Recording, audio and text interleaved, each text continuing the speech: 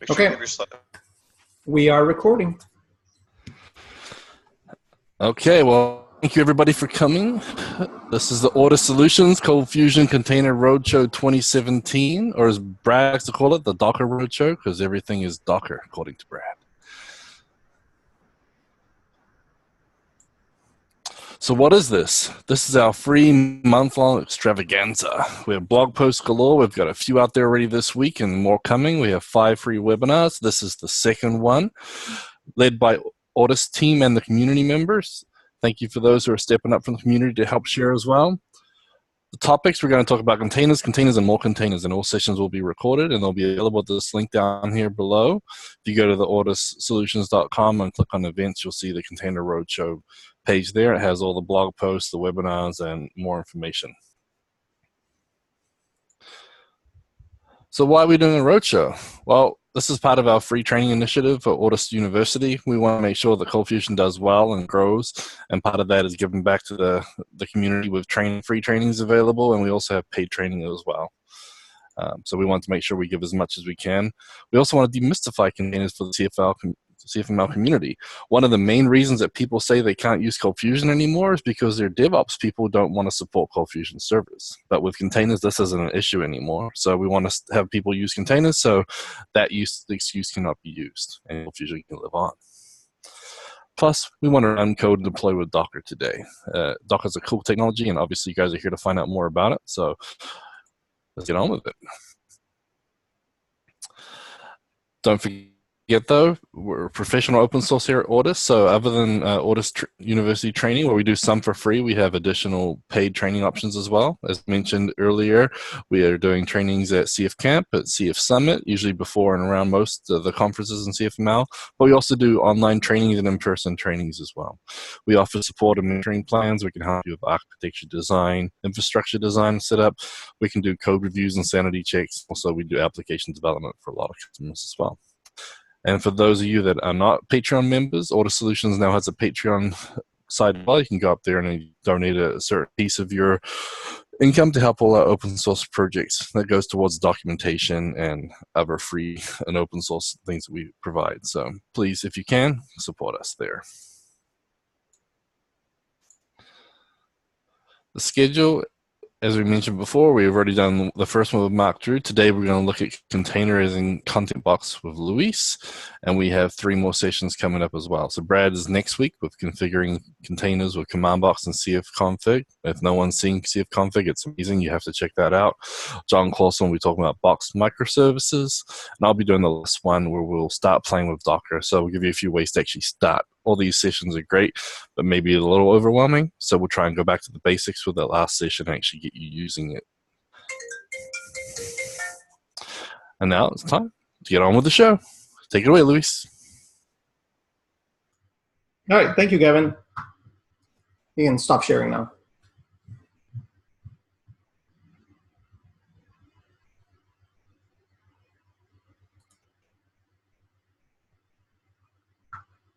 All right, great. Start sharing. Okay, so are you guys seeing my screen?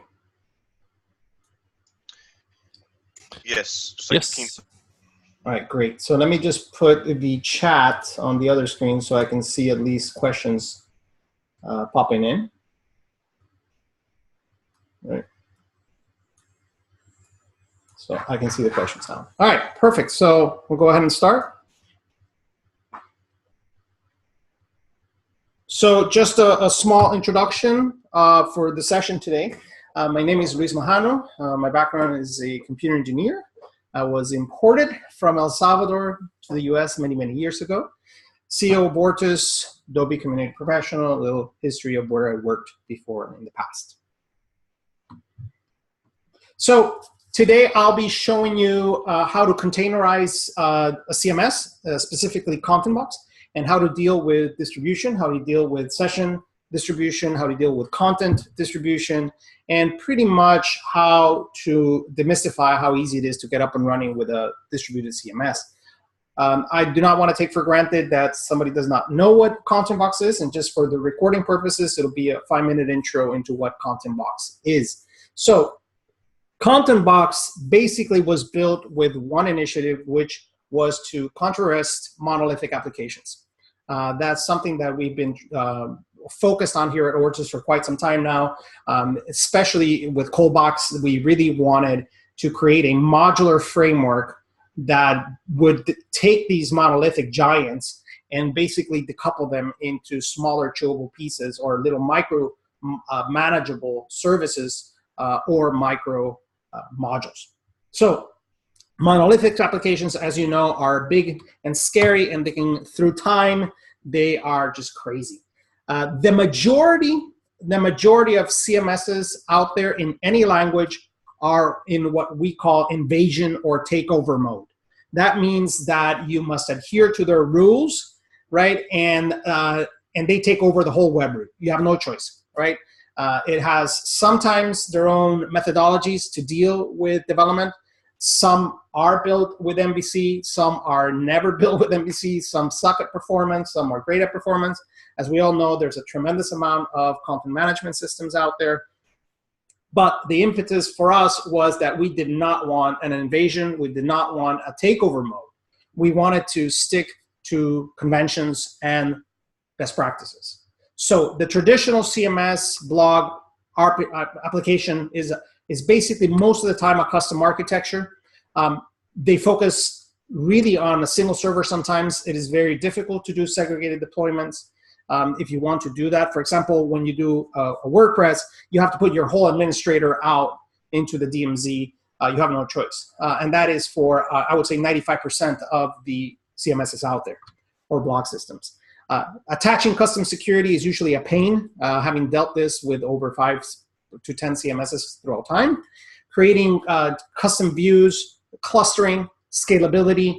Sometimes these things are not very easy and they were not planned for that. MVC is a big one. It is kind of scary to know that the majority of CMSs out there do not apply any type of MVC methodology. They're very rigid. And sometimes they lack on performance. And the majority of them, I would say, again, 95% of them rely on proxy patterns in order to talk to external applications. So we did not want to go this route, right? We did not want to follow the same rules on monolithic apps. So when we designed ContentBox, we really wanted what we call the content evolution. We already had the framework. We already had the best practices. We wanted to focus on performance, scale, event-driven, customizations, and of course, to extend modularly. We did not want to be in the same prehistoric position that the majority of CMSs out there were there. So our foundation is important, so we'll just mention it really quickly. These were kind of our pillars when we started ContentBox. We really wanted something to scale. We wanted something to be flexible for developers. We wanted something to be extensible very easily into the ColdBox ecosystem for modularity. And my personal favorite is I wanted to keep my sanity.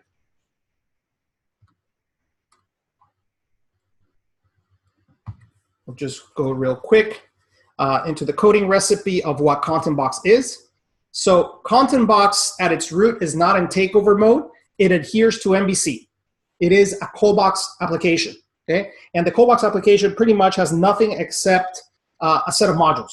So ContentBox is just a set of modules in what we call hierarchical MVC. We have a tremendous amount of nested modules, dependencies, etc.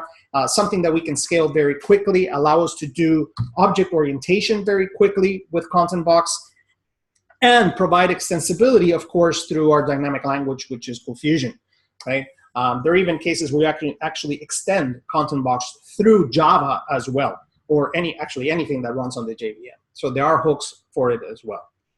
So I'm not going to go into the ColdFusion slide because hopefully you guys already know this, but I'll put it there. But I'll talk about, next slide, give me 1 second. Just skip a little bit here into what it is, so we can see the modularity. So ContentBox is a modular CMS. It is basically based on ColdBox, so it is a set of modules.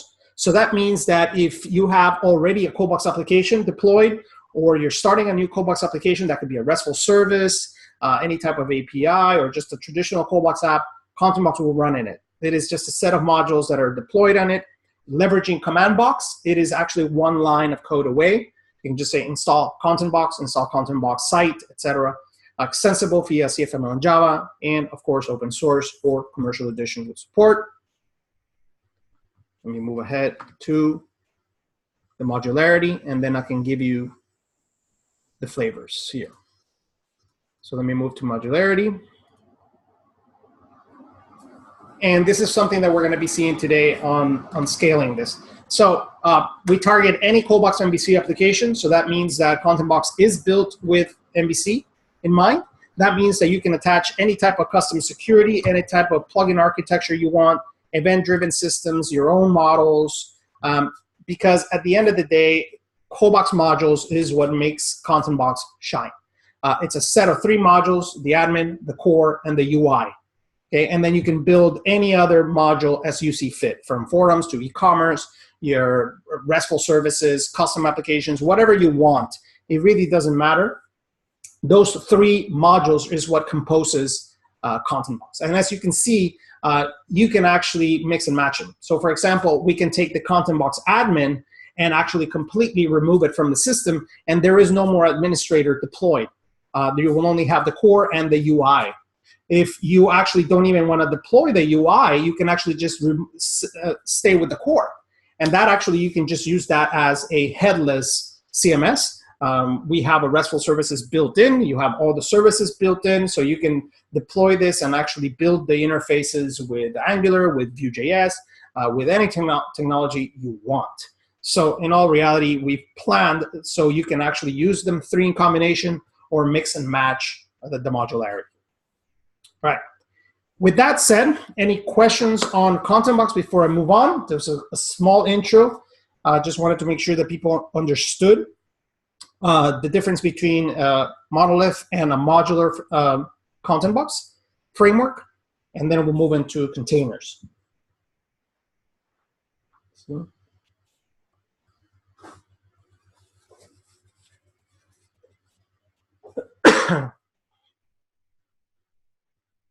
Okay, I don't see any questions, so I'll move on.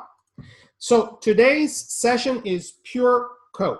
It is all just trying to get things to work. If they don't work, we'll debug them together and until we make it work, okay? But I really want it to be more hands-on than actually going through slides. So the impetus for this session is how we can containerize a CMS like ContentBox with so many different ways and approaches. And we'll start discovering them from the easiest approach to very complicated approaches. So this link right here is where we've documented pretty much everything that you can do with our image. I'm pasting it in the chat. And our Docker image is also available here in GitHub. Put it here. Okay. And to understand how we've built our ContentBox image is that our ContentBox image is built on top of the CommandBox image. And that's what's so fantastic about Docker and imaging, is that you can start with base images and just build on top of them through what's called layers. So it is also important then to know that everything that's available in the CommandBox image is available in the ContentBox image. So those are the links pasted into the chat. So the cool thing is that every documentation that you see here, all the environment variables that are available through CommandBox are available in ContentBox. So from ports to SSL ports to choosing your own CF engine through server.json, health check URIs, all the CF config applications. And for those of you who have not heard of CF config is another project from Ortus it's the brainchild of Mr. Brad Wood. And what it is, it's a module for CommandBox that allows you to make your engine portable. That means that it can talk to any CFML engine, CF9, CF10, CF11, CF 2016, CF whatever comes next, Lucy, Rilo, and it will talk to the engine configuration files and be able to extract the configurations and then export them either to another server or to a JSON file. So very, very easily, I can make my configurations portable. And that's something of the impetus of Docker is that when you do images, all these images should be the same no matter which tier or if you're in development mode. So it's fantastic to be able to have this tool, because now you can actually have the same settings, the same data sources, same extensions, same configurations for every single server that you deploy. There is no more synchronizing servers. The image can replicate, and then you pretty much have everything very, very configurable and very portable. And this is where we're headed for the past year or so with all the tools that we're building, is to make CFML ubiquitous and easy and portable. Okay? So if you have not checked out CFconfig, I will put a link to it. You can find it in ForgeBox. I do not remember the URL, so let me just do a quick search. And there it is. This is CLI. Let me paste it on the chat. All right, and very easily you can get running with ContentBox. You just say box install ContentBox-cfconfig. Okay. If you have any questions on that, you can see the documentation on it. I think it's cfconfig.ortus-books.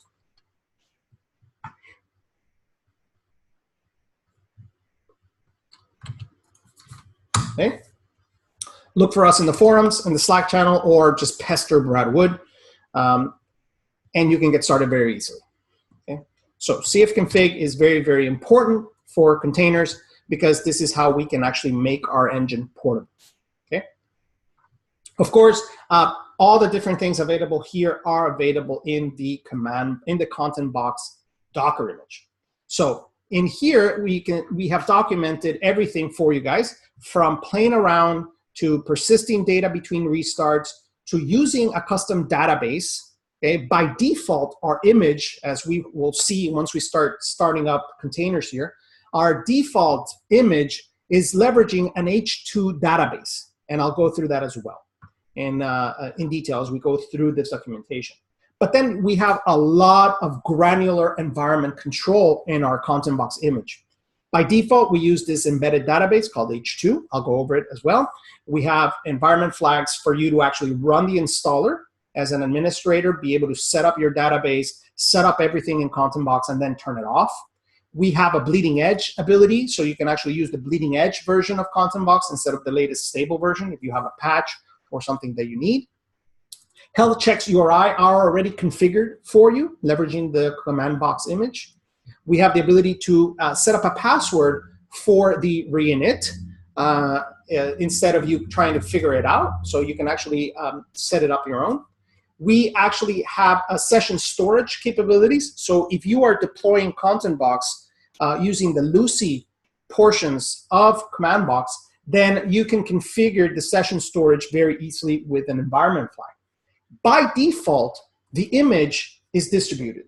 That means that we will leverage the JDBC connection as a distributed cache. And this is already done for you. If you're using of course, the in-memory database, that is a little bit difficult because they're going to be sharing the same file structure. And if you're deploying this on multiple swarms, for example, if you have 3 members of the swarm, in order for them to share that file, then you must have something like an NFS share or a shared file system. So it's definitely still doable, but as your architecture scales, you need to make yourself aware of these decisions.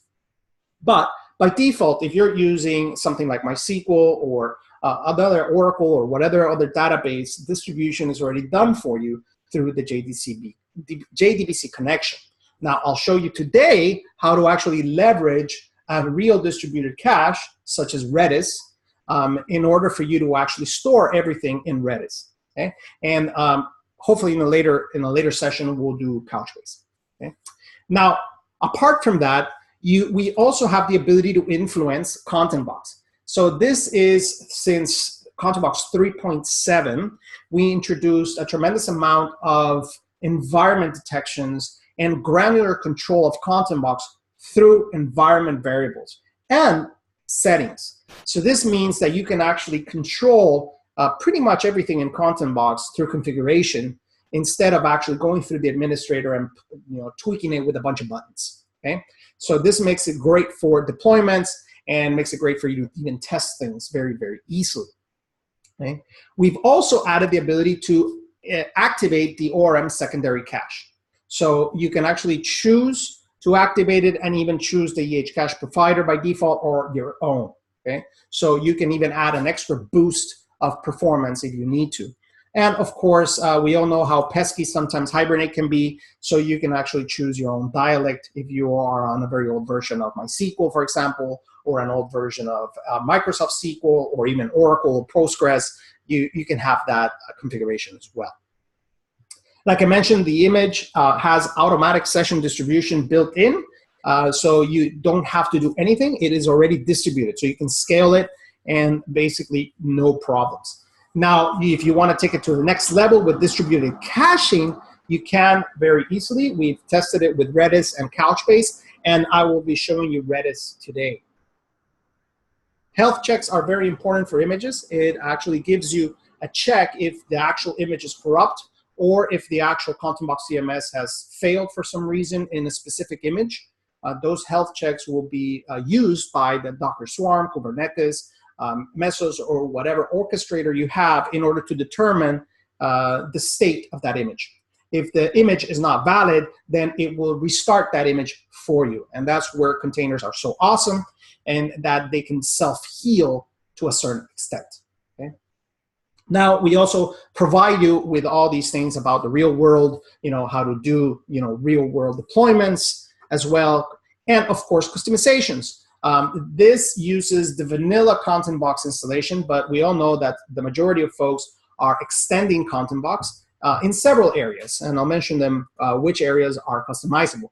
The media manager, of course, we need to be able to upload images into our CMS, videos, or whatever you're uploading into the media manager. This needs to persist, so it cannot be inside of the container. You can put it outside, and this is done through that mount. So this is the actual location inside of the container that you would mount in order to persist. Okay? Command box managed modules can also persist. So if you are building on top of this, remember this is a ColdBox application, you can actually persist the modules that are being installed into that system. Okay? You also have your own custom modules that you can develop. So you can also persist those if you need to. So if you're building a store, you're building a forum, you're building all kinds of extensions to your ColdBox application, then you can persist them. Themes, widgets, and of course, ContentBox modules. So these are the mount points that are documented here for you, so you can actually mount them into your own directory and be able to persist your information. And I have a question here that says, these commands can be stored in a configuration file, right, Composer? Yes, John. So I will be showing you everything in Docker Compose. That way you don't have to be doing a la carte commands. I would be very surprised if somebody would memorize all of these commands and be running them. The commands, I would say, are very important for people to learn because this is like learning to code on Notepad. I would encourage it. I wouldn't say that it would be the best thing to do, but it really encourages your brain to remember certain things for you to debug. So yes, I encourage you to learn these, but Docker Compose is where we're going to be working on. And I will also be showing you a tool, a UI tool called Pertainer, to actually visualize what you're doing. This is our tool of choice, I would showcase it to you and give you a quick demo on it. And helping you have a visualization of Docker. All right. So everything that you will find here works as I've tested it, and we'll start going through it. So let me close this down, and I will just be leaving the documentation open. Okay. So there's no question.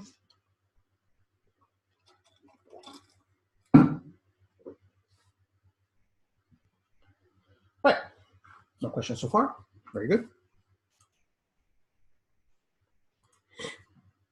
All right, this is right here on Sublime, the Docker ContentBox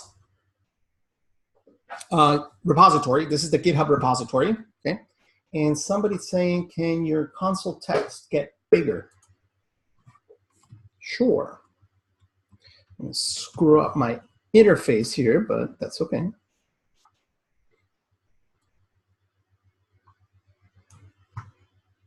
So make sure I fit everything in one screen. Okay. Is that better? Brad, Lee Wood.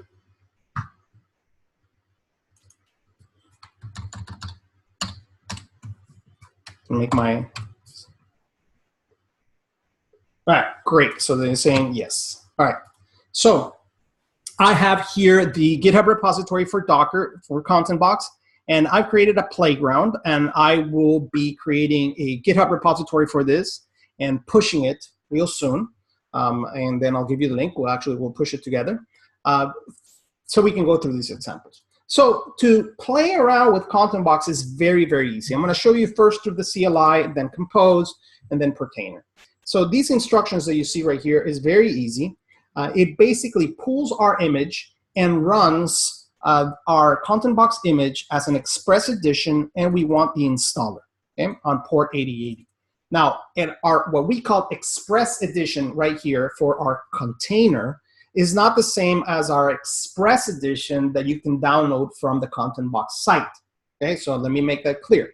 The express edition for the container is basically what is leveraging our H2 in-memory database.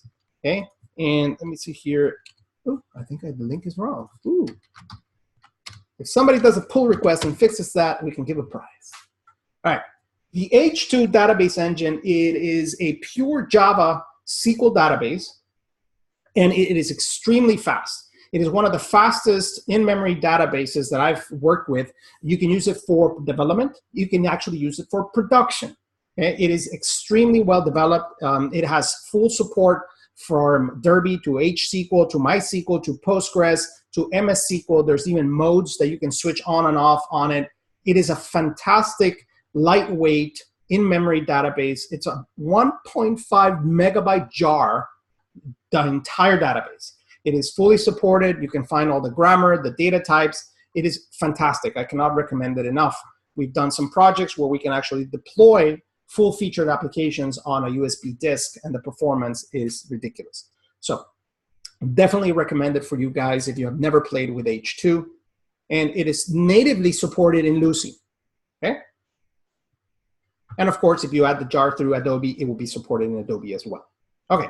So let us start here. I'm just going to run the commands. I'm going to say docker pull Orchard Solutions ContentBox. That's your first step. It will pull the latest tag of ContentBox from our Docker Hub. Okay, and just to make a link for Docker Hub right here, here is the link for our images. It's not pasting. Okay, there we go. So here is our Docker Hub repository. Okay, all the documentation is there as well, and you can see all our tags, and I'll explain all the different tags that are available for our image. Right now, I just pulled the latest tag, right? So if you see my images, you will see here that there is ContentBox, and it brought back 351, which is my latest image right here, okay? Sorry, latest. This is the latest one. This is an old one that I had here locally. But the latest one should be here as well as latest. There it is, latest, sorry. So it is basically like bringing or pulling repositories into your Docker instance of your server.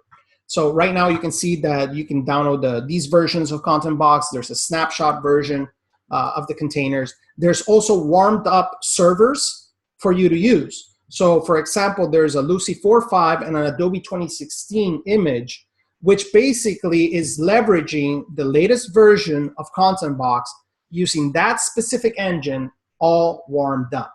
That means that your startup times will be in 1 to 3 seconds instead of maybe 30 seconds, okay? So very, very important to know the difference between a warmed up server container and a non-warmed up server container, which are the defaults.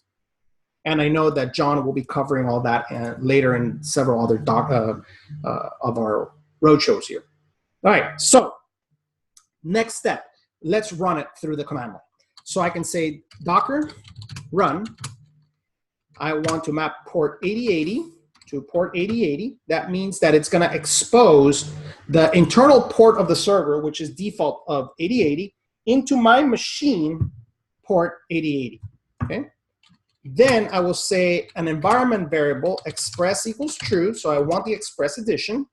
And another environment variable called install equals true. So I want the installer because it's the first time I run this image. And of course the image, which is Fortress Solutions ContentBox. Okay. Once I run this, whoops, I must have something running, and I do have something running. Excuse me, I was testing all these things out before, so let me just make sure I kill my stuff and go at it again.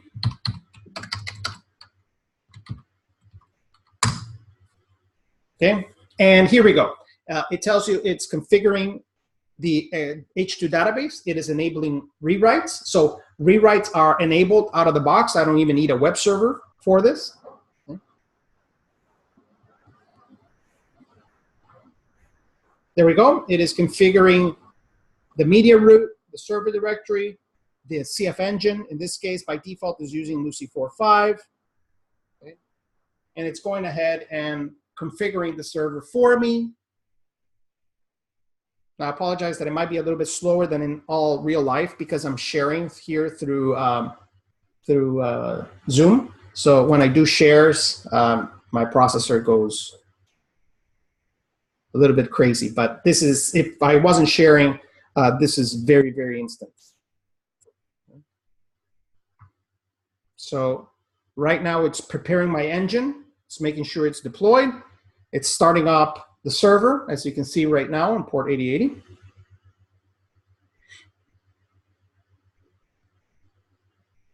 Right, there you go. It's started up. It's configuring it. So you can see here the difference between a warmed up server and a non-warmed up server. Right now, it basically took about 52 seconds, and then it is fully deployed. So once now it is fully deployed, then I can go to my 8080 port that I exposed, and you will see that I left it in console mode just so you can actually see the system console. Okay. Right now, you could basically send this to the background as a daemon, and this, in my case, I wanted you guys to see everything that's going on in the console.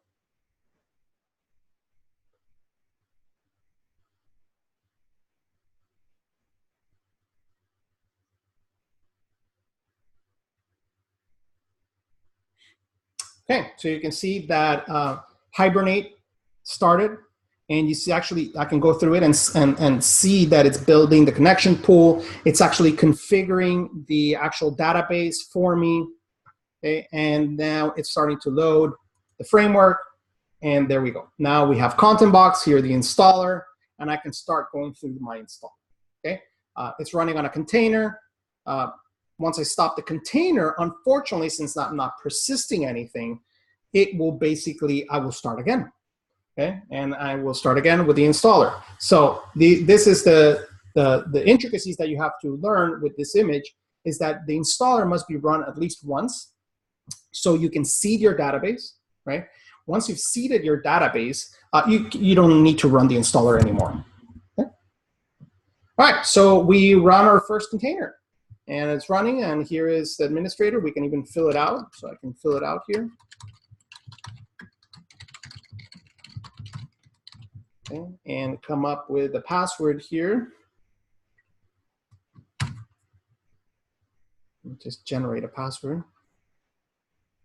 Where are my tools? New site. This is a new site. Let's just generate a password here. Okay, there we go. Site name, my first container. Check out the container CMS. Container CMS. I'm not going to configure any default emails. By default, it's using rewrites, so I can just say go ahead. And you can even see here that it's restarting the application now that the database is seeded. And there we go. We've got an installation. We've got everything running. Now, the problem that you'll see is that the installers and the DNS creators are still there. I can actually delete them, but it doesn't really matter because when the image restarts, they will be back again. So remember this, persistence of data is important, okay, with images, right? Now I can go to the site and there it is. So we have our CMS running, we have our first site, our sessions are even distributed, right? I can replicate this 5 times and I can log in into one manager, administrator in one server, and I will keep my state throughout all my servers, okay? Also, you will note that the content is also distributed so as well, so I can log in into my instance that I've just, oh crap. Did I forget the password? I forgot the password. Yes, I copied the wrong password. I forgot the password already. Okay, I forgot the password. I should have written it down. And of course, I don't have email configured, so I would have to restart this, and most likely I should copy the password. Okay. So we can start again. But we'll go through the next example, and I'll make sure I save the password. All right, so let me, oh, I forgot to put the kill switch on this sucker. All right, I'm gonna have to kill this manually.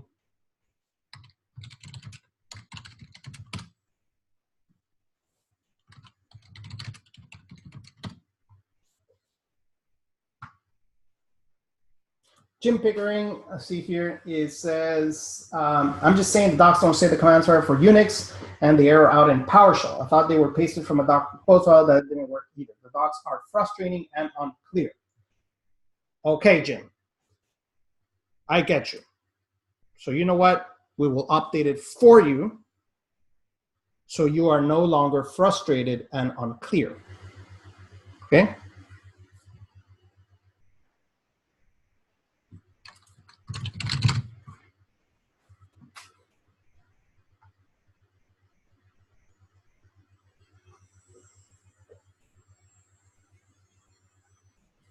So we'll leave that running just for you. All right, so to move on, I've created my first container. I started it up, and as you saw, I did those commands, it run the installer, and boom, I got it working. All right, so what is my next step? My next step is I'm gonna show you a tool called Pertainer, and I'll do it visually, and then I'll move on to the next examples, okay? So I'll just clarify here on Docker, and I'll just make a note for Jim so we can alleviate his frustration here, is we'll put a block note and say,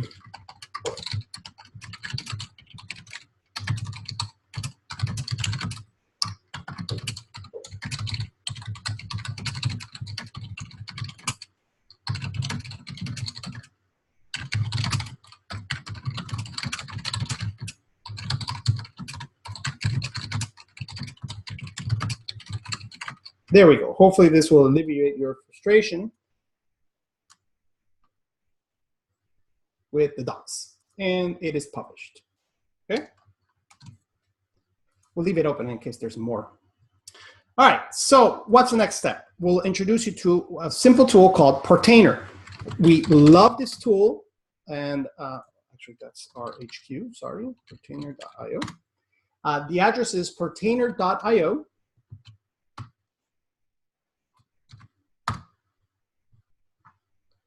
Oops, what's not open?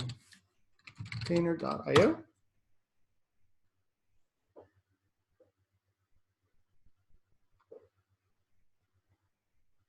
All right, and like they say, it is the easiest way to manage Docker. We love it, available for any operating system. You can download it as a self-contained binary, or you can just use it as a container, okay? And of course, it is very well documented. It is professionally supported, so I would encourage you guys, if you use it, to pay them. Their support is very affordable, and we actually will start doing that this month, since now this is part of our feature set. So to run it, it is very easy, but I'll be showing you now our first Docker Compose file. This is our Docker Compose file for Pertainer that I've created. It basically just starts a Pertainer service on port 90,000, and I'm persisting the data right here so I can actually persist my information for Pertainer. And it's running and monitoring my Mac, which my Mac is running as a Docker Swarm, okay? So right now I can basically go to this folder in Container and just say Docker compose up. And this is going to start my Container instance.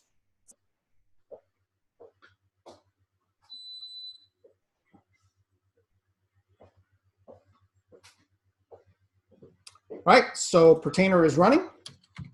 I can go to localhost, port 90,000, sorry, 9,000, and let me log in. And right now, I am running Container right here. Okay, let me move this right here. I'm running Container, and Container is a web UI that I can use to manage my swarms, okay, which is fantastic. It can actually connect to many endpoints or many swarm members. In this case, I just have one, but I could actually go to endpoints right here and register other swarm members. Fantastic. It has its own user management, so I can actually manage this for my users. In my case, I just have an administrator. I can tap into many registries. By default, it is connected to Docker Hub, but I can add my own custom image registries right here, so I can pull, push, and do all kinds of things. Settings is just basically for customizing Container. Swarm, so I can actually see my swarm members. I can actually go into a swarm member and it'll switch me to that endpoint right here and give me the information of my swarm right here, my member, which could be a worker or a manager. I could see all the different services that are running or the different containers that are running on that specific endpoint. Okay? My dashboard just gives me information about how many containers I have running, how many images I have locally, the volumes, networks, etc. I have application templates available for me through Container, all the different types of applications that I can actually run very easily with one click. You will actually see that ContentBox and ContentBox are part of Container. So we've been able to do this in collaboration with them, and you can actually click on ContentBox and actually start up ContentBox images through their wizards. Or you can start up any CFML engines through their wizards. So this was fantastic from the Container guys and developers to actually do this with us. And now it is ubiquitous and available for any Container user in any installation. Services is where you define right here all the different services for your swarm. You can actually see that here that I've been playing around with some ContentBox stuff and ContentBox stuff. We'll be starting from scratch with these guys so you can see them. The different containers that I've created, stopped, and running on my machine, all the different images, the networks I can define, the volumes I can define, and even the swarm secrets I can define. So it is fantastic. So now if I wanted to actually just start right here a service to play with ContentBox, right? I could start it very easily. So I can say I want a ContentBox site. What image do I want, which is what I did through the command line, which is Orto Solutions, ContentBox, okay? I just want one replica, and I won't even give it a mapping. I will just say, okay, give me a port. I don't care which port you give me. Just make sure you map it to port 80. Okay? And then, of course, I need some environment variables, right? So we'll create here some environment variables right here. We want Express Edition to be true, and we want installer to be true. Okay? Once you do that and you create this service, boom, this is like using the command line. Here it is, the ContentBox site. I can actually go into it. It'll give me my information about my service. I can actually see my logs right here if once it starts up. Okay? You will see the ownership, container information, my environment variables, networks, ports. You see it already selected a port for me in the Ingress network. And you can see that it's starting up. And right now, the container is starting. So the same thing that I did through the command line, Container can do it through the nice UI and get me going, right? I can even go into that container right here, and you can see that the ID, right? And I can even grab it and go look at my containers right here, right? And go look for different containers, right? So if I look here for ContentBox, right, you can start filtering, and you can see here the containers, right? which is this one is the one that I just published right now, I believe. Okay, I can even see the logs, and there we go. Same thing that I was seeing through the CLI. I'm seeing it here. Okay. I can even go to the console, which is fantastic. I can start a console and boom, I'm inside of the container. So I can actually go here and see here is my ContentBox running. I can go to my app directory, and you can see that there's my application. I can go to the config directory and make tweaks. So I am actually inside of that containerized machine, and I can tweak it if I need to. If I need to debug something or something is not working, I can go into it and start playing around and making it work. So I cannot stress how sometimes you have to memorize 1,000 command line information, but doing it with something like Retainer is just fantastic. Okay, like I said, tons of information for you. Okay, you can even see here the Java version, all these great information that it would take me forever to remember all the commands in order for me to do this. Okay, so let me go back to the services. You will see that now it has replicated, and now we are golden on port 30,000. I can go into that guy right here.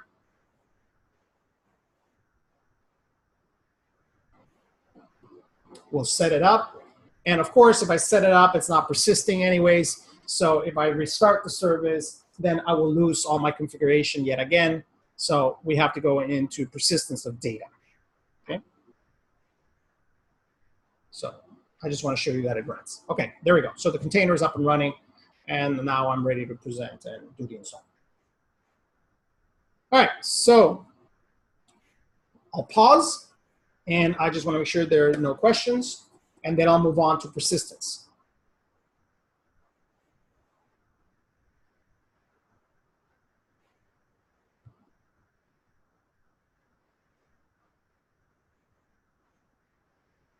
ContentBox image will start whatever CF engine. Oh, that was Brad.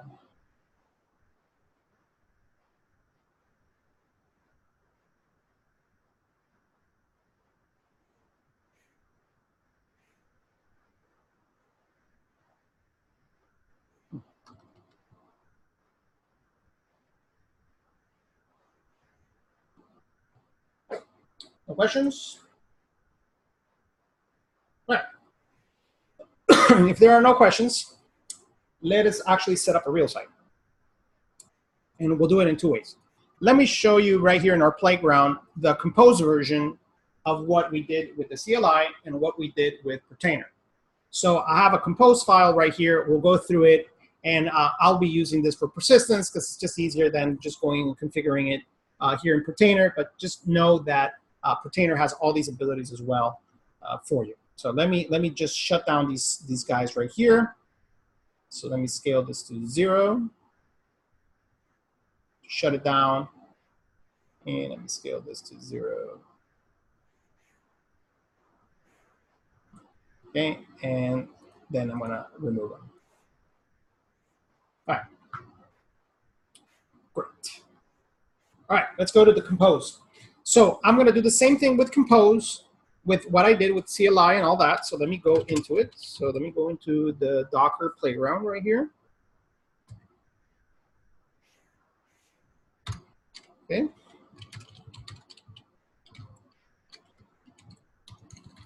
And we'll go to simple mode. Oops.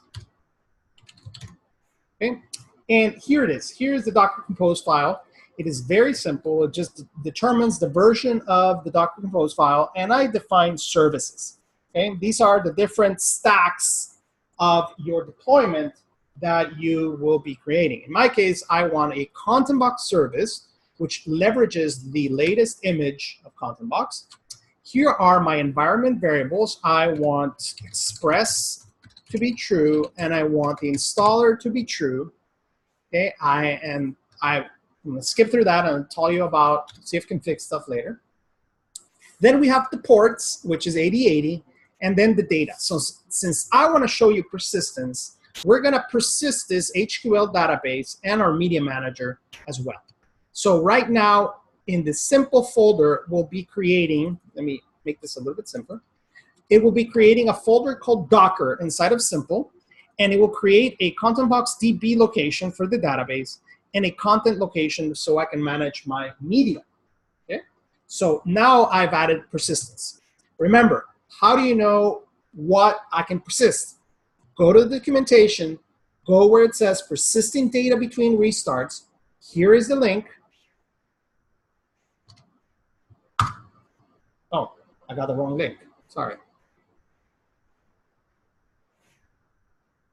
Am I doing the right thing here? There it is. Sorry, Zoom messes up my processor here. Okay, but you will see here the paths, and that's how you would know how to do this. Okay, I'm not making it up. Sorry to interrupt, Luis. I think you're responding to me privately. Change it to everyone when you post those links so everybody can see them. Sorry. Oh. It defaults to privately if someone sends you a private message. Why are you sending me private messages then? All right, there you go. Posted it again. Thanks, Gavin. Okay, great. So let's do the same thing again now with compose and with persisting. So all I have to do is say docker compose up. And I'm not going to send it as a daemon because I want you guys to see the feedback and the output. Okay. So you will see here that it's going through the services. And in our case, we have one service. And it is creating right here, Docker. Here is my content, which is empty, of course, by default. And there will be the location for my database. So here we go. It's warming up my server. We'll take it through the steps.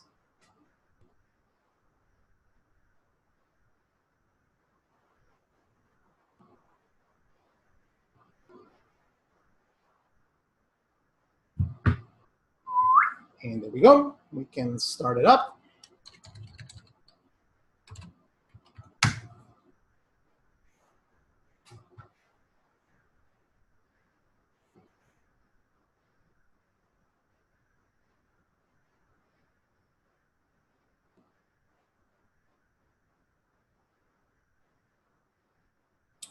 Right, let's check out the database. Hopefully we'll start seeing something here.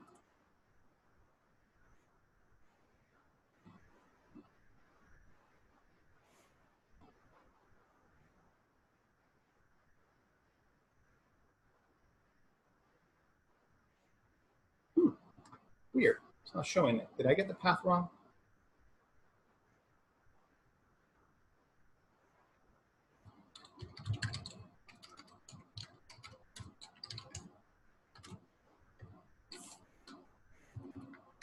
I'm just gonna make sure container is there so I can check it. But let me go to the installer. This time I'll save my password.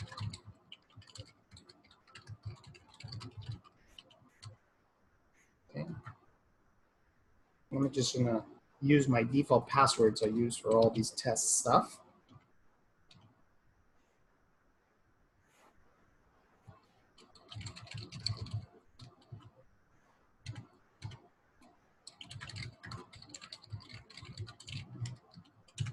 Oh, let's look at the debugging for the database. Let's see here. Data ContentBox DB. So it looks like it is. So we'll see. Let's see here. I think I got the right path. Go through it.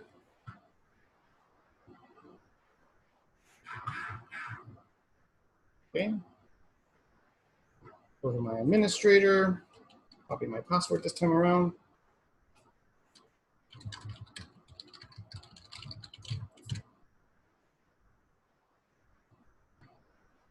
Okay, up and running.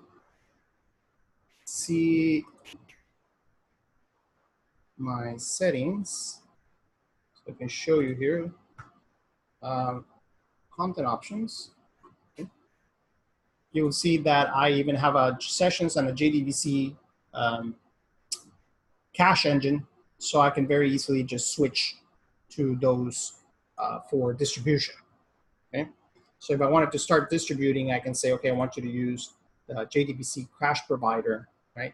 But by default, if you check out the Docker file for ContentBox,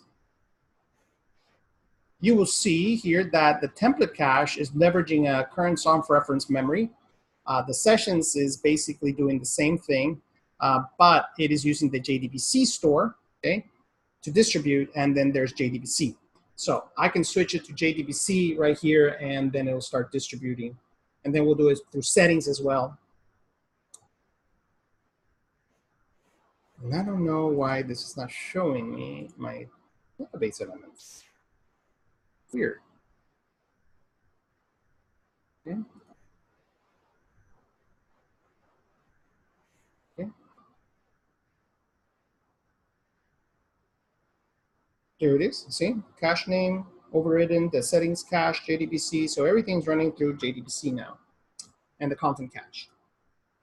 So now if I replicate the sucker, then everything is going to be going through that. And you can see here, this is where the ContentBox information can be seen if you are distributing. So every time that you override settings in ContentBox, whether with environment variables or configuration, you will see them on the consoles. So you can see here that right now it says config, ContentBox config overrides loaded. The CB RSS cache name, it will be using JDBC. The content cache name will be JDBC, and the site settings cache will be JDBC. And the media root is now pointing to app includes shared media. Okay. So let me just verify that the database is generated. So let me try to find the container here. Search for ContentBox. Okay. Go into the console, go to data, and there's ContentBox and database. It is. So the database is being generated. Okay? And Andrew Davis said that I thought on Mac you have to tell Docker to show the mounted volumes. Well, I think that this volume right here, that's all it's supposed to do, but I'm not sure. I'm not sure if Sublime is not showing me here. Let me check locally.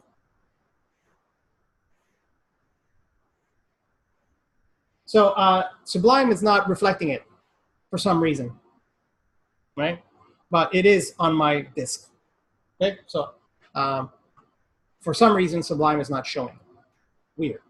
All right, so I verified it. So I've verified this. I've set up and tuned how I wanted this to be, and now I can actually bring the sucker down. So now I'm stopping my container. Right, I've done my setup. I can go back in here and say I don't want any more install, right? Because I've already installed it. But what I'm going to do is I'm going to set up a Lucy password. So due to the magic of cfconfig, I can say cfconfig, and now I can set up an administration password for my Lucy administrators. So now I've secured my administrators with a password. There are ways to actually remove completely the administrators, and you can find that in the documentation. I can't remember the actual line, but why don't we see it, because I think it's important to do this. So let me go to GitHub, go to solutions, Docker, commandments.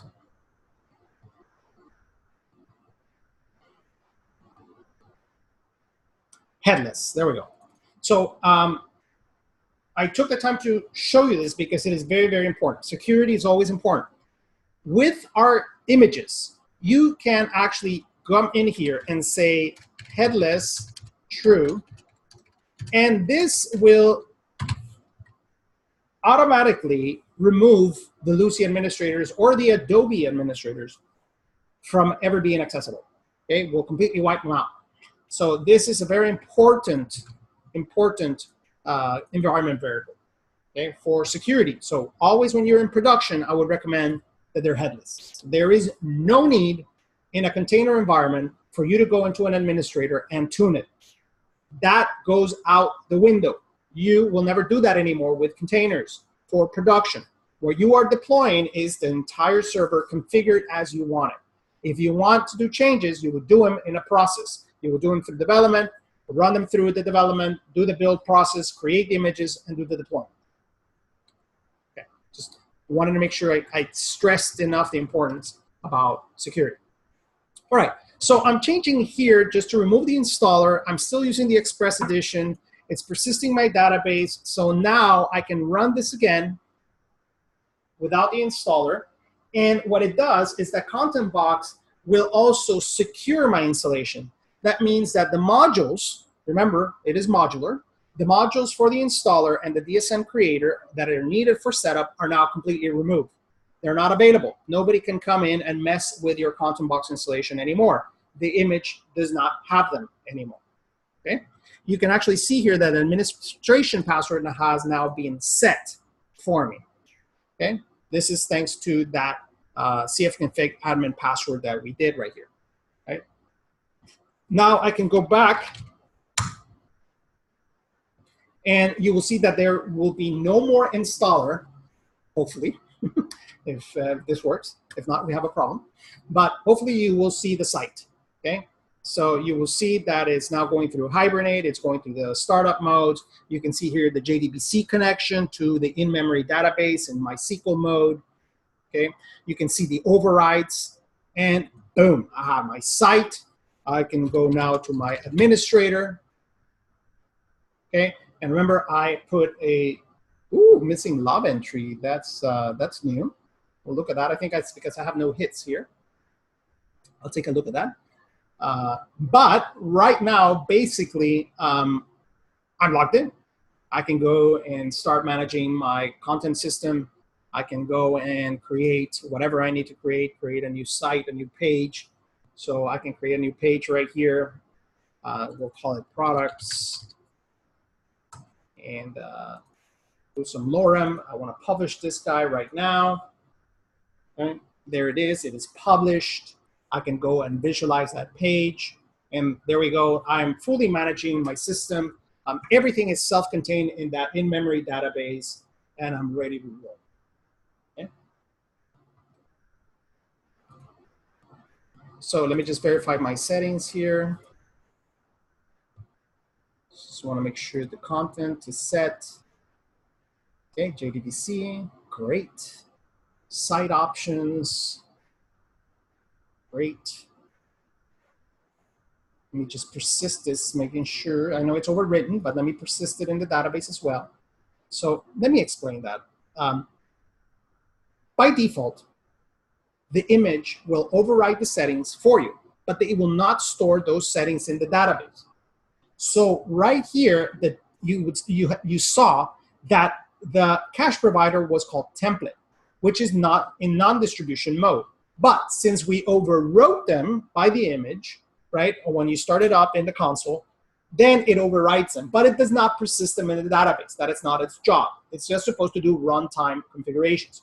So what I'm going to do is I'm going to make sure that even if for whatever reason the override fails, it will still go to JDBC. So let me save that, and I'll do that same for RSS, which is the three areas that, or the three layers that ContentBox provides caching for: settings, content, and feeds. So now everything will be distributed, okay, including my sessions, right? So this is persistence. Very, very easy. You can set up a volume right here. For some reason, Sublime is not showing it. I'm not sure why. Very weird. Maybe I can quit and restart it.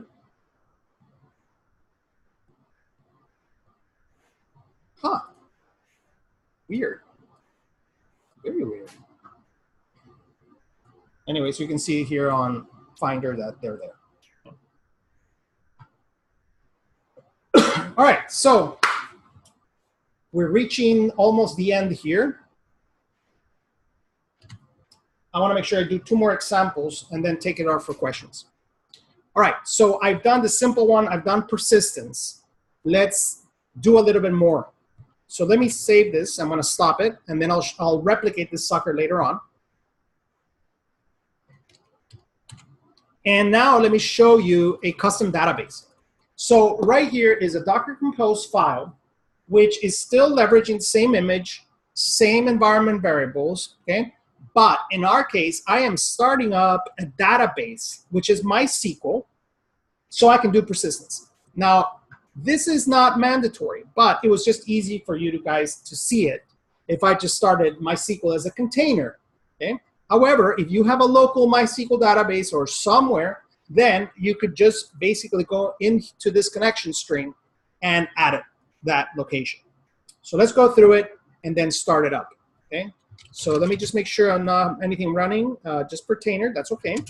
So let me go to the custom DB and I will wait here to do the instruction set. Let's go through this line by line. So here's my services, here's ContentBox, here's the image, here's the environment variables. Install equals true. You see that there is no more express because now I'm using a real database. Okay? Not a real database because H2 is a real, very powerful database. I'm using an external database.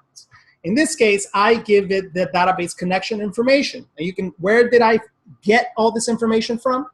Go to the documentation, go to where it says custom database configuration, okay? And that link did not work. That's weird.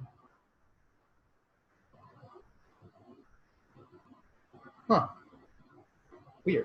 But go to the section that says custom database config. You have to hover your mouse just right so it's not on the left arrow but not on the title. It's like there, right there. That's the sweet spot.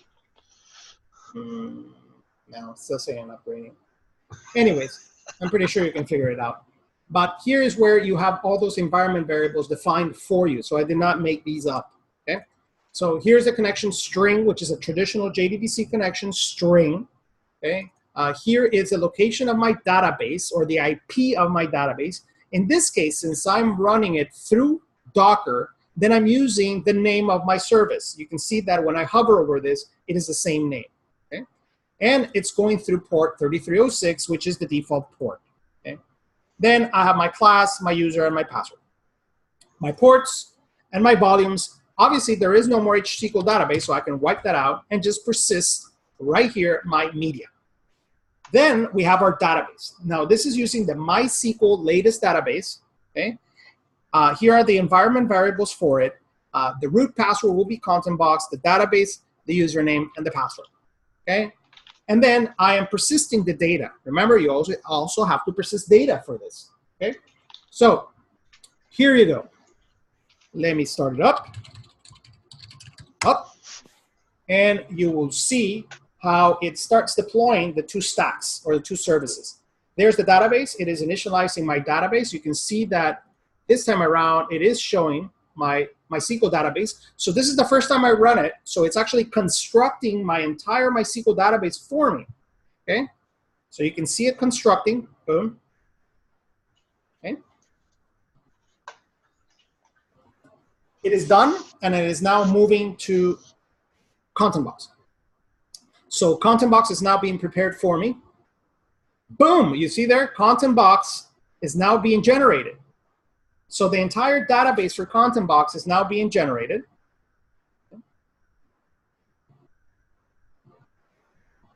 And we can go hit the sucker now. So let's go hit it. And you will start to see the ContentBox database being built by Hibernate. Boom. There you go. It builds my entire database structures. I can close it down.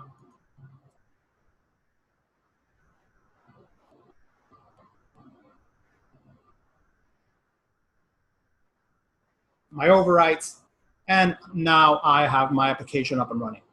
Okay? Follow the installer, same process. If now I've installed this, I can come back, remove the installer, and I am operational again. Now let me reinstate or reiterate that right now, MySQL will be your distributed cache as well. So CacheBox under the hood is configured already with this database connection string to be your distributed cache. Okay? So now all my settings, all my content, all my sessions, all my RSS feeds are being distributed automatically. You do not have to do anything. I can start 50 instances of this container, and they will all be using that shared state. Okay? All right, I think I want to show you a few more demos before I go into question mode. I know I'm taking a little bit longer, but I get excited with this kind of stuff. So let me stop this sucker again. And now let's move on to Nginx. So let's start building even a bigger stack. And now what I'm going to be doing is using ContentBox, but I'm going to be putting a load balancer in front of it. So I'm going to be leveraging Nginx as a load balancer now, instead of just allowing the swarm to go crazy. And this is cool because then I can actually use domain name registrations. I can actually add a DNS to my websites, and then I basically can do my own load balancing, my own algorithms that will still go into the swarm if need be. Okay. So let's go through this Docker Compose file. Same thing. Services, here's ContentBox, my image. This is Express. This is an installer to start it up. Excuse me. Again, I could use the MySQL database one, but I just wanted to show you in a simple version. So I don't have many lines of code to show you. Same port definition. Let's persist my HSQL, my H2 database, not HSQL, H2 database. Sorry. There is my media manager, which now you will see that it's under a web root. Okay. So now I've created a Docker web root content. So now under web root, I've created a content. So now I'm going to be adding Nginx to the mix because I'm going to be adding some rules to Nginx that when it's trying to access a media file from ContentBox, that Nginx will deliver it instead of the CFML engine to deliver your assets. First of all, that is done for performance. It is a lot faster to actually make it not make the servlet container to actually deploy those images, but Nginx. Okay? And we'll even add some caching to that as well. Okay? Then you can see that I've added an Nginx container. Here's the image, Nginx, the port that I'm exposing. I'm not exposing port 80 because on my local Mac, I already have that port used. So I have to use another port, but it is going into port 80 inside of my ingress network here. Then I do two mounts. I do my Docker Nginx config. So here is my Nginx configuration, okay, that I am actually doing. So this is extra. Let me remove it. I'm not doing that anymore. Here's my configuration. So this is the entire Nginx configuration directory. You do not have to do this. Okay? I'm doing it because I am a control freak and I want to be able to control every single aspect of Nginx. If you just want to do a few things, you can mount specific files. Okay? I'm doing the whole thing. Okay? Then that is the mount point. Where does the mount point come from? Go to the Nginx documentation. You will see it. Okay, next, my web root. I am defining my web root as OPT sites default. Where does this come from? Okay, this does not come from the Nginx documentation. This is my own convention. Actually, it is Gavin's convention. So we'll leave it at that. But we'll show you where this is configured in the Nginx. So to configure Nginx, everything right here is vanilla Nginx except the sites enabled, sorry, which is right here. So this is the Nginx configuration for this server. You can see here that it will listen to any name. If I had a real DNS registration, I would probably list it here.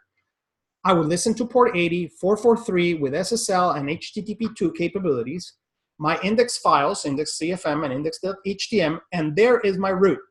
So right now, Nginx is pointing to this web root right here for assets. Okay? I include a self-signed certificate. I'm not going to go through that. And then I have a few things. I have security blocking, so I can even from Nginx block access to Lucy server, Lucy admin, box.json, and server.json. Now, since I have a headless mode, I could very easily just remove this. Okay, so, but I'm going to leave it there for you guys to have it to play around with. So let's look at this, the Lucy handler. This is all I need in order to manage from Nginx to do a load balancer into my services. How do I name it? I do a proxy pass. Okay, so I'm saying whenever I hit Nginx, I'm going to pass the request to ContentBox and port 8080, right, which is the ingress network. And where does ContentBox come from? That comes from the compose file right here, ContentBox. Okay. And I have all the different headers and passes, which is very vanilla. This you can find in the Lucy or the Adobe documentation on how to forward different things from Nginx into the CFML engine. It's very straightforward, but very important, okay? Things to point out that you must pass. The host, right? So it actually sets the real host so you can get it in the CFML engine, the real IP, the scheme, which is SSL or non-SSL, which is the same as the protocol, and then the server ports. Okay, remember, we're doing a bunch of proxying of ports here back and forth. So we must be able to pass these headers in order for the CFML engine to know on which engine, on which port you're running. Okay, this is very vanilla, copy paste almost all the time. Okay, if I wanted now to add a route here for my assets in Nginx, I can. And I'll show you. Let me just add it right here. 1 second.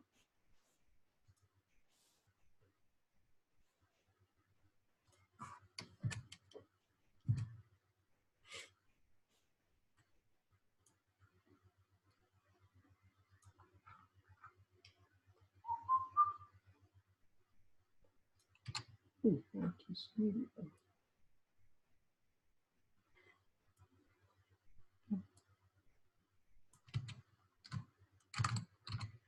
I can come in here and add another location,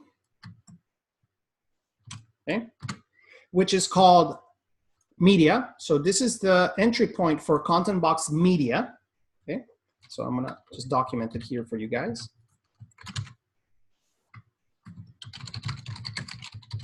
Okay, this is the media manager inside of ContentBox. I can turn off access logging or log not found for static assets. If you want to do debugging, then you can turn that on. The shared root for this, in this case, it's not this. It's actually the same root, right here that you see. So I'm just going to make sure that I can make sure I don't switch the root. Okay, so it will look inside of here under content. Oops. Okay. Then I do some basic cache controlling, right? So I'm going to say these are static assets. I'm going to make sure I add some headers for caching. So Nginx will be doing the caching for me. And then I will rewrite that request into my media root. Okay. And that's it. So right now, Nginx is going to be delivering my static assets, providing caching out of the box. And then I'm not going to be using the CFML container to be delivering my media. All right, so I've gone through the files. I've gone through Nginx configuration, the Docker Compose. So let's start it up. Make sure it starts. So let's say Docker Compose up. And you will see there Nginx is now created, started. H2 database is now being configured and created.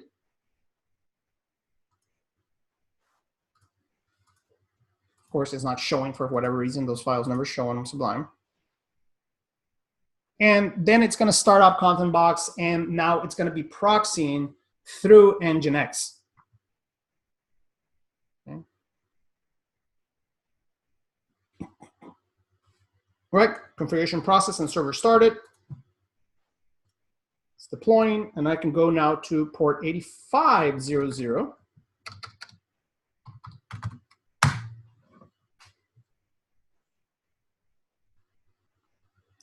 And now this is going through Nginx, and Nginx is now doing my proxy path into CFML. There it is, it started building. Now, if you had multiple, right here, if you had multiple things, so you need to load balance between many of these suckers, right? Then you would basically do an upstream. Okay? In our case, just doing the service is okay. All right, and there it is. It's running now through through Nginx, and you can see my assets are still showing up, right? Right here. All right, great. I will do one more, and then we'll open for discussion here. And this is the most complex one.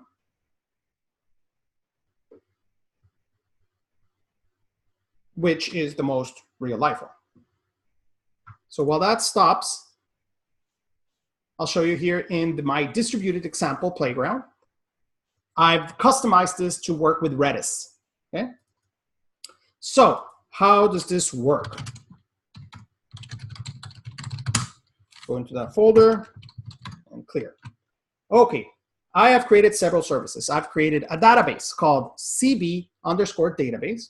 It is using MySQL. It's using my environment variables, my ports, and it's actually persisting under build, but let me change it just to Docker, MySQL var lib MySQL. There you go. That is the database definition. Then I go into a distributed cache. It will be called CB_cache. It will be using Redis. That's the port for Redis. And here's where Redis is going to persist the data. That means that if I restart my cache engine, okay, then my data is still distributed. My data is still persistent. Okay? Then I go into my ContentBox site, which depends on the database and the cache. Okay? There's my image, ContentBox. There's my cfconfig_admin password, right, that I've set up. Run the installer for now. Distributed cache, interesting. Where does this come from? So the distributed cache that I'm using right here is going to be called distributed, okay? So this is coming from right here, granular control distributed cache. It basically allows you to specify a CacheBox cache region that will distribute everything inside of ContentBox, okay? So I'm taking control here. I'm customizing the image, okay?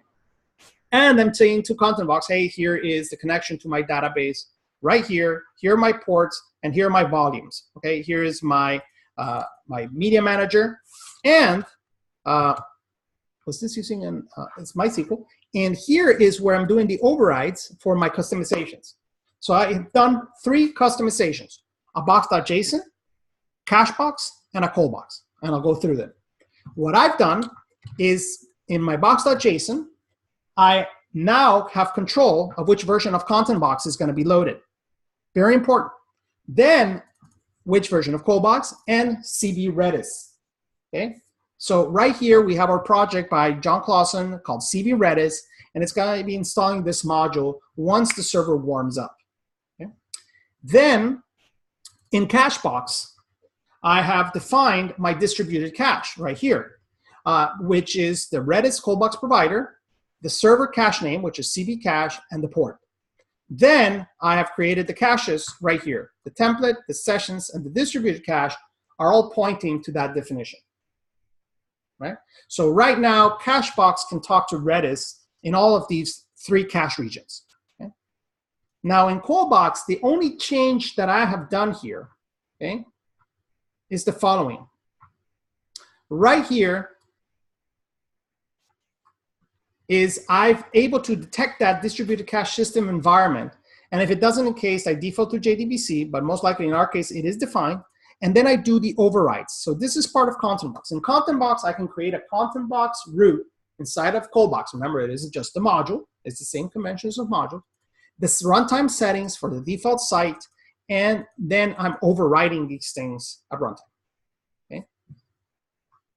And one little nugget. Pre-module load. This is necessary. And why is this necessary? What I'm doing is that in callbox, everything is running as modules, but I want the CB Redis module to be activated first, because that's going to be providing persistence and distribution to my entire application. So when callbox loads, okay, and here it is, pre-module load, if I'm trying to run the loading mechanisms for ContentBox, I'm going to say, no, wait a minute, go load Redis first, just in case. Okay, so this is a stopgap to make sure that Redis is initialized before ContentBox. All that work is there for you, and then I can see my compose file, and then I can start this guy up. Hopefully, it'll work. Let's see if I made a mistake. I know I was migrating this from services version 2, but the distributed cache is up and running. There is Redis, right? Redis ran.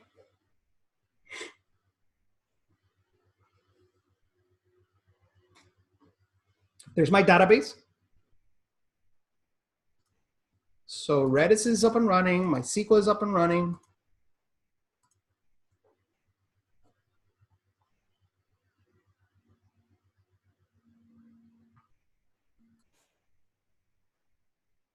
warming up the server.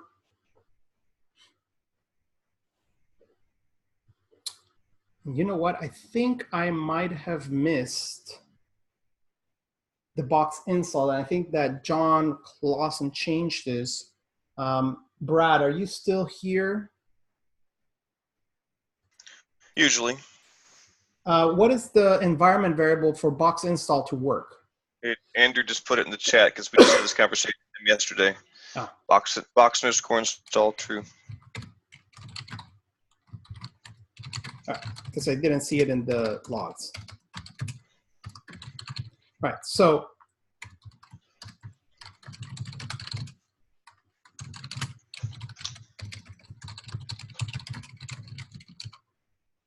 all right, so let me run it again. Let me stop all this, and while that's stopped, I'm going to create the repository for this so you guys can have access to this after we finish the session. So let me create a new repository. And we'll call this Docker ContentBox Playground.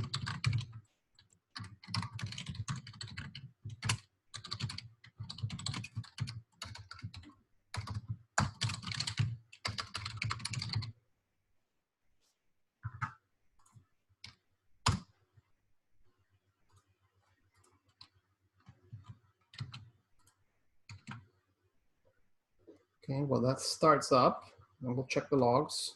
I'll just make sure I commit this for you guys.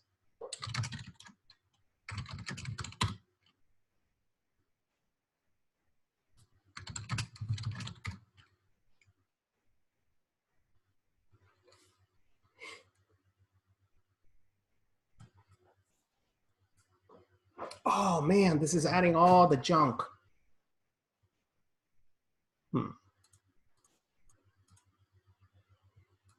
I messed up. Let me see if it's right, and then I'll do it right. Oh, there we go. Here it is, the installer. See, it's installing ContentBox.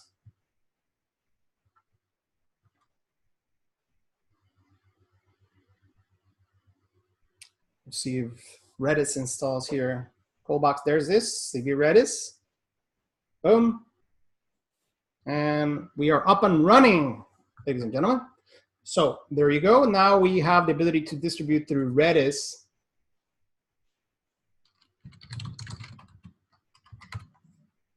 And hopefully it works. It's still starting up. Sorry, it's still starting.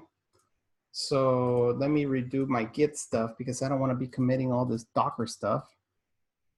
So let me make sure I can wipe these guys out before I commit, so I don't have to be ignoring. I'll do it more formally later.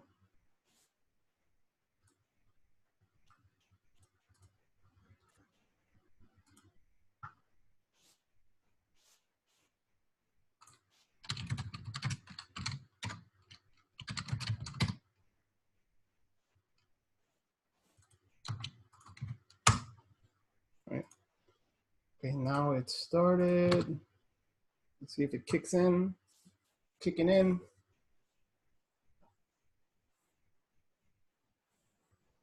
And I can start Redis Commander. I believe it's this, the one that I have running. It is Redis Commander. Yes. So let me run Redis Commander. Ah! Ooh.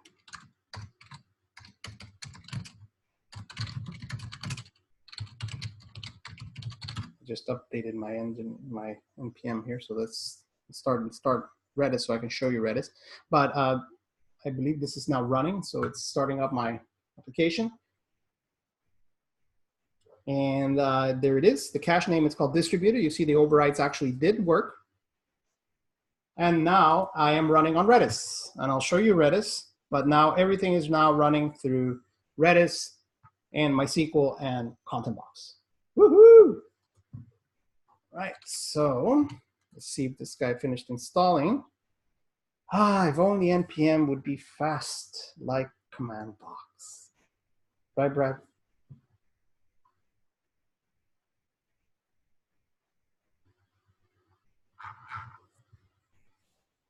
If you are working with Redis, it is a distributed cache. It is very, very good. It is very nice. This is a new thing we've been playing at Ortus with. We've been pretty much a Couchbase shop for a long, long time. We still are, but it is important to kind of promote another technology such as Redis. We are using both of them, and we're kind of loving it as well. Lots of clients. We have the CB Redis project, which is the Cashbox provider, and I know John will be publishing the CB Redis SDK as well. So we're building SDKs and for all these libraries. And now I can run Redis Commander. Redis Commander is an NPM package. It is a Node, little Node.js application. It's really nice. And oh, I did not map it to 63C9 right here. Oops. My mistake, I'm sorry. I'm gonna have to rerun it. So while I do that, I have pretty much shown you a lot of ways to containerize the CMS. Shown you where the documentation is, how to scale it, how to actually do real world examples, simple examples, and hopefully it'll give you enough boost so you can start working with ContentBox in a containerized approach and know that you, out of the box, you have a CMS that can scale and that can distribute very easily. All right, so that one started. This should start now. There we go. So now it's listening on port 8081. So now I can go to localhost 8081. And this is Redis Commander. It's free, it's open source. It's a very simple administration tool for Redis. I like it. It's very simple to use. And you can see here that there's my settings. It's already started with CommandBox. And there you go. You can actually start seeing all my settings for my local host, all my Cashbox keys that it's keeping track of right now. Okay. And let me go into, it's still building, so we'll wait until that builds and show you a little bit more. But hopefully this session was useful. I did not want to script it. I really wanted to show you how to do this and debug it if I ever hit a roadblock. And I hit a few of them here, but thankfully we recorded it. And man, 2 hours. All right, you guys are troopers. I got excited. I went over by 50 minutes. So any questions?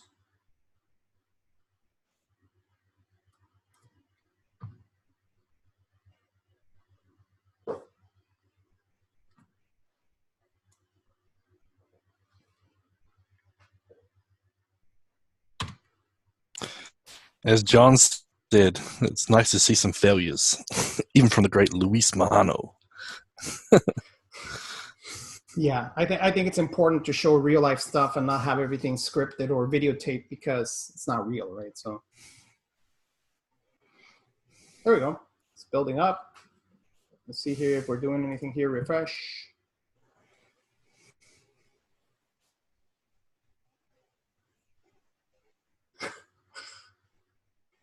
Chuck Norris of code. Still running.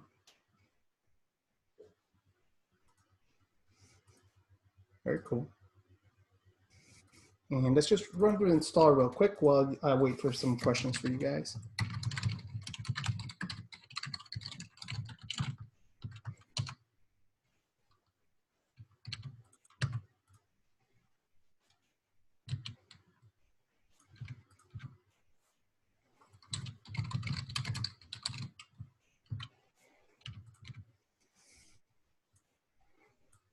All right, should be installing.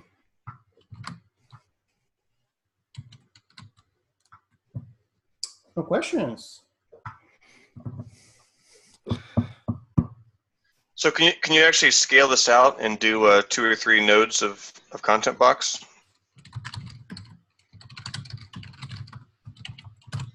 So let me log in. And let's see if this refreshes. There we go. See, you can see here's the CV storage, and here's my session. So here is my just logged in session in Redis now. And you can see here my distributed cache keys, my template cache keys, as it keeps a registry of all my keys right here. So there we go. Now I have this capability here. I would, Brad, but unfortunately I've been 55 minutes over and about to get shot by my wife. So she's standing off camera with a shotgun. yes. So I'll just take exactly a few questions, but if I wanted to scale this, then I can use the Docker Compose scale. So let me write this down here. And all the caching would be shared by all the instances, of course, since it's all at a process. Correct. So I can say here, for example, Docker, since I did not start this as a daemon, I cannot scale it because I wanted you guys to see the debugging output. But I can just scale here the name of my service. In my case, it's ContentBox. So I can say ContentBox, I want 3, and that's it. That's what I would run. So I would run this Docker Compose scale ContentBox service 3, and then it would scale that service up to 3 and keeping the database and keeping the cache. Okay. We'll put it here as well. Okay. Now remember, I'm doing these through Docker Compose because it's very great and easy for development. Like I said, I recommend Pertainer because you can do it in a more visual UI approach, and just scaling with the little key right here, right? So if I go to Pertainer and I do the service, I can just say scale and go here, right?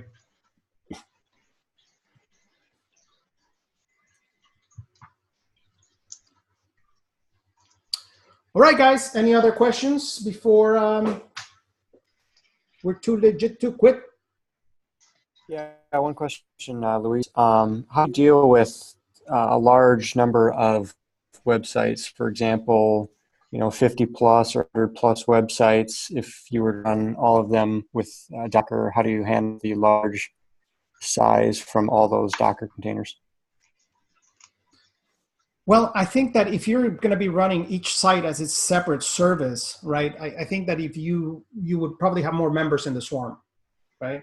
Because obviously, now the cool thing about the service, and we've done a lot of tests for this, if you run the in-memory database, you will need, I think it was 384 megs of RAM. So 384 megabytes of RAM will produce a site that works completely well with scaling capabilities using H2. If you are using MySQL, right, you can even go as low as 256 megs for each site. So you can really, really, really go down. Are you talking about the JVM heap size, to be clear? The JVM heap size, yes. So you could potentially, if you want to have a lot of 50 websites or so, obviously there would be 50 services, right? Because you want them to be separate. I think that then you just have to scale your swarm, right? So that way you have enough resources to run all these sites. But you can still use a shared Redis if you wanted to for all of them. The cool thing about the container is that it creates a prefix for them, right? So you could potentially have a Redis cache for all of them if you wanted to, or you can have one Redis instance for each service as a companion, right? I wouldn't recommend running the databases in the container approach, to tell you the truth. I'm still not there yet, me personally. I would still run them as a separate server, but for that question, Mark, I would suggest making sure you have enough members in your swarm to handle all those containers. Thanks.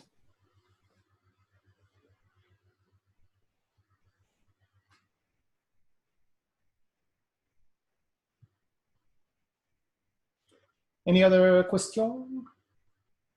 Oh, here it is, Tim, I think it is. MySQL inside a container. When you deploy beyond development, where do you store the DB typically for greater persistence? In this case, the container is moved.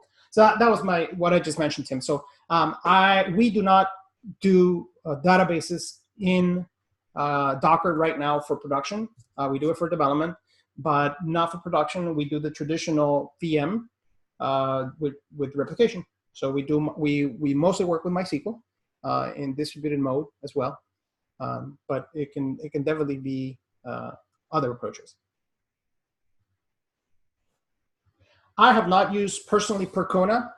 However, there is Mr. Markus Schneebly from Switzerland, and he has done a tremendous amount of work with Percona, with clustering and replication of MySQL. I personally have not done it, but he speaks very highly of Percona. CIO.ch is a company that he runs. Hopefully we'll get him on the show and start doing something with Percona.